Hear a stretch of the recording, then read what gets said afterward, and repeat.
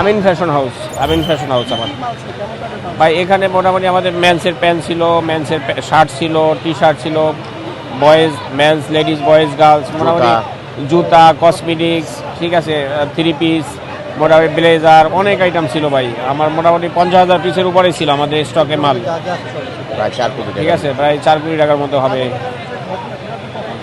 এইটাই যে সন্ধ্যার পরে, মাগরিবের পরে লাগছে আগুনটা। হ্যাঁ, এটা কত অলমোস্ট 6:30 এরকম, 6টা 6:30 দিকে। হ্যাঁ জি, আমি ওখানে ছিলাম, সামনে ছিলাম জি।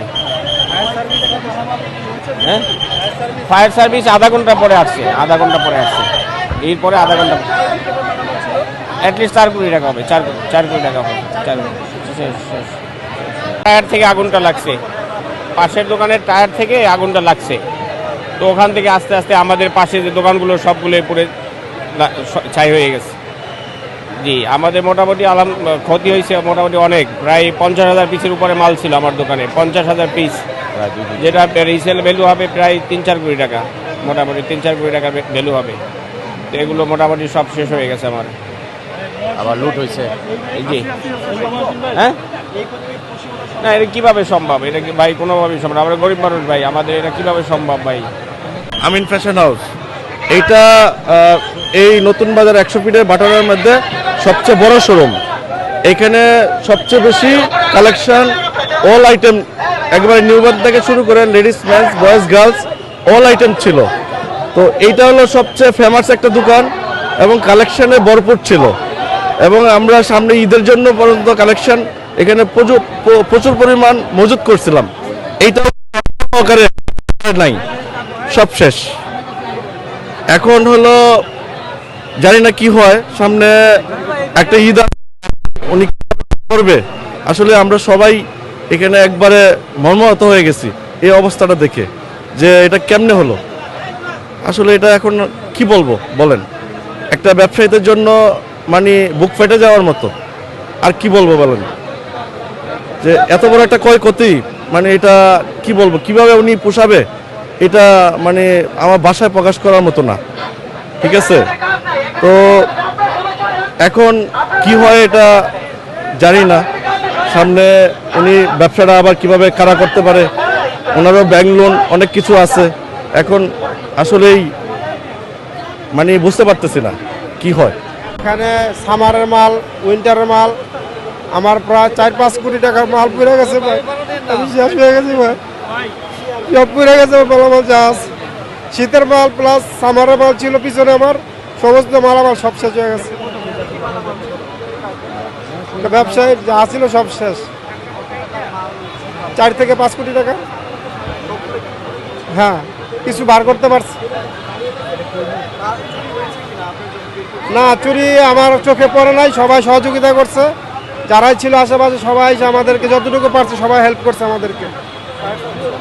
ফায়ার সার্ভিসটা আসতে একটু লেট করে ফেলছে। আমার নাম মোহাম্মদ জয়নুল আবেদিন, আবেদিন ফ্যাশন ওয়ার্ল্ড। আসসালামু আলাইকুম, আমি আব্দুল মান্নান, উপসহকারী পরিচালক, এই জুনের জুন কমান্ডার হিসেবে দায়িত্বে আছি। আমরা 20টা 18 ঘটিকার সময় সংবাদ পাই যে 100 ফিটে একটা অগ্নি দুর্ঘটনা ঘটেছে। সেই সংবাদের প্রেক্ষিতে আমাদের বারিধারা ফায়ার সার্ভিস থেকে 3টা স্টেশন এবং কর্মীটোলা ফায়ার সার্ভিস থেকে আরও দুইটা ইউনিট, বারিধারা ফায়ার স্টেশন 3টা ইউনিট, 5টা ইউনিট আমরা মুভ করাই।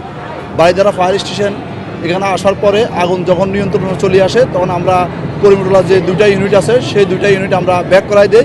আপনারা দেখেছেন এখানে যে অগ্নিকাণ্ডের সূত্রপাত হয়েছে, এখানে 4-5টা দোকান ছিল, আপনার সাইকেলের টায়ার, টিউব, ব্যাটারি, মুদি দোকান, তারপর গ্লাসের দোকান, লোহা লঙ্কর দোকান, যে এই ধরনের যে টায়ার জ্বলে ভয়াবহ একটা অগ্নিকাণ্ড সংঘটিত হয়েছে। এবং আপনারা জানেন প্লাস্টিক পোড়া গেলে সেখানে বিষাক্ত গ্যাসের সৃষ্টি হয়, কার্বন মনোক্সাইডের সৃষ্টি হয়।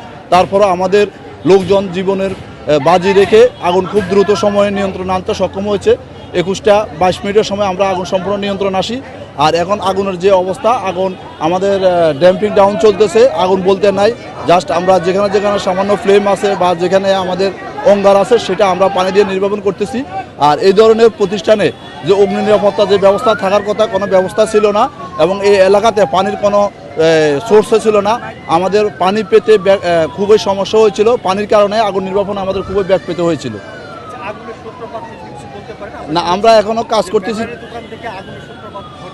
হ্যাঁ আমরা যেহেতু এখনো কাজ করতেছি, কাজ শেষ করে আমরা দেখব আগুনের সোর্স, আগুন কোন জায়গা থেকে লাগতে পারে।